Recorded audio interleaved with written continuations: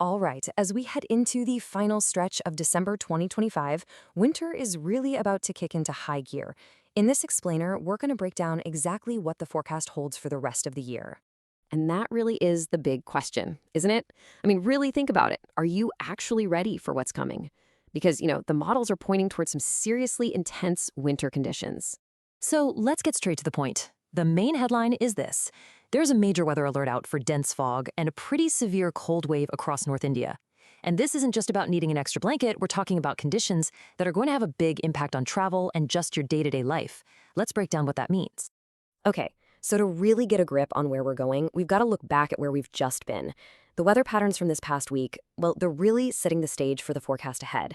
So let's start there.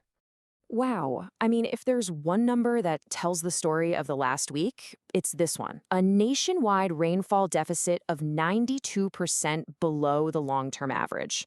That is just a staggering lack of moisture, and it's a huge sign of the dry, cold air that's been settling in. And you can really see where that cold started to bite, especially in certain areas. The lowest temperature we saw was a pretty chilly 3.6 degrees Celsius up in Udhampur, Punjab. And then there's this, which is just wild. It just goes to show you the incredible diversity of India's climate.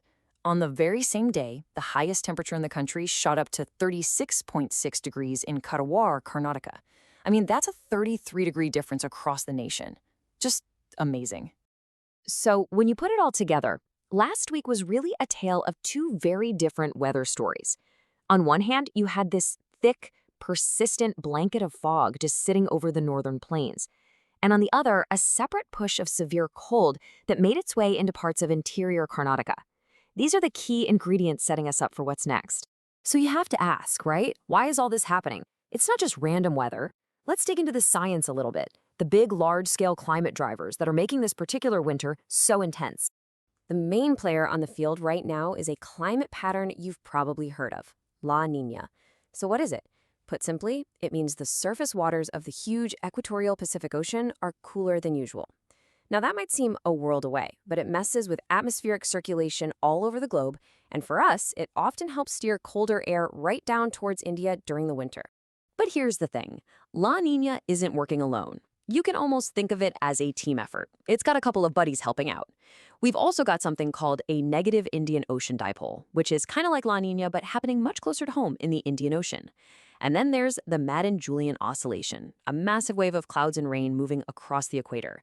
The point is, all three of these big patterns are lined up right now in a way that really favors a colder, drier winter for India.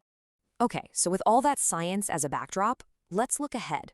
Here's how all those climate drivers are going to translate into the weather that you'll actually see and feel over the next 2 weeks. First thing to watch for is a western disturbance that's on its way. This is going to bring some light snow and rain to the Himalayas and parts of Punjab, probably between December 20th and the 22nd. And hey, for everyone in Kashmir, keep a close eye on the 21st. There's a chance of some heavy snowfall then. For this first week, the one word you need to remember is fog. I mean, we're expecting dense to very dense fog in the mornings all the way across Punjab, Haryana, Uttar Pradesh, Uttarakhand, and Bihar. And that's going to cause some major visibility problems. So how does that first week stack up against the second? Well, the forecast shows a pretty noticeable dip in temperatures during that final week of the year, right from Christmas through New Year's. You're going to feel it get colder pretty much everywhere. But here's the good news. While it's definitely going to be chilly, we aren't forecasting any major widespread cold wave events for that final week.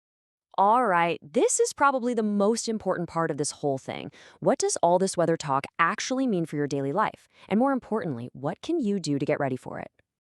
Let's be really clear about this. These conditions are going to cause some major disruptions. That dense fog, it's almost guaranteed to delay flights and trains. And it's going to make driving pretty hazardous. And on top of that, the persistent cold poses a real health risk, especially for the most vulnerable people, our kids and the elderly. The advice here is really straightforward, but it's so important. First things first, stay warm. Dressing in layers is way more effective than just one big, heavy coat. Second, if you absolutely have to travel, especially by car, please be extra cautious. Just assume there will be delays, use your fog lights, and slow down. And finally, conditions can change fast, so make it a habit to check the latest official updates before you head out the door. And this whole forecast, leaves us with a bigger, more important question to think about. As our climate patterns keep shifting and giving us more of this extreme weather, how can we, as communities, as a country, get better at preparing for a future that, well, is already here?